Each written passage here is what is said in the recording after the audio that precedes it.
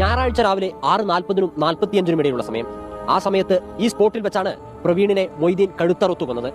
പ്രവീണിനെ ഈ വെയിറ്റിംഗ് ഷെഡിലാണ് സുഹൃത്ത് സുരേന്ദ്രൻ കാത്തിരുന്നത്. സുരേന്ദ്രന്റെ യന്ത്രം കൈവശപ്പെടുത്തിയായിരുന്നു മൊയ്തീൻ ഈ ക്രൂരകൃത്യം ചെയ്തത്. 35-കാരനായിരുന്നു പ്രവീൺ, പോരൂർ ചാത്തങ്ങോട്ടുപുറം സ്വദേശി.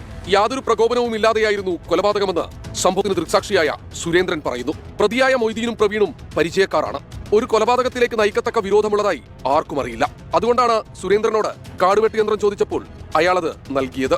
ഒരു 6:40, 6:45 ഒക്കെ സമയമായിട്ടുണ്ട് പറഞ്ഞു. അതിൽ ആ സമയത്ത് പ്രവീൺ കൂടെ വന്ന് വണ്ടിയിൽ വന്ന് ഇറങ്ങി. ഞാൻ നിന്നപ്പോൾ തന്നെ ഈ മെയ്തി എന്ന് പറയുന്ന ചങ്ങായി ഇവിടെ ഈ ഷെഡിലിരിക്കണം. അപ്പോൾ നേരെ വന്നിട്ട് എൻ്റെ വണ്ടിയിൽ നിന്ന് മെഷീൻ എടുത്തിട്ട് ഓണാക്കിയിട്ട് ബാക്ക് കൂടെ ചെന്നിട്ടാണ് കൗത്തിന് വെട്ടിയത്. കൊലപാതകത്തിന് ശേഷം പ്രതി ഓടി രക്ഷപ്പെട്ടില്ല. സാവധാനം നടന്നു നീങ്ങിയ മൊയ്തീനെ നാട്ടുകാരാണ് പിടികൂടി പോലീസിൽ ഏൽപ്പിച്ചത്. പ്രതി ലഹരിക്കടിമയാണ്. സ്ത്രീധനവുമായി ബന്ധപ്പെട്ട് നേരത്തെയും ഇയാൾക്കെതിരെ പരാതി ഉണ്ടായിരുന്നു. പ്രതി എടുത്തിരുന്ന തൊഴിൽ പ്രവീൺ ഏറ്റെടുത്തത് വൈരാഗ്യത്തിന് കാരണമായെന്ന് ഇയാൾ പോലീസിനോട് പറഞ്ഞിട്ടുണ്ട്. എന്നാൽ പോലീസ് അത് പൂർണ്ണമായി വിശ്വസിച്ചിട്ടില്ല. അതിനാൽ കസ്റ്റഡിയിൽ വാങ്ങി വിശദമായി ചോദ്യം ചെയ്യണമെന്നാണ് പോലീസ് പറയുന്നത്.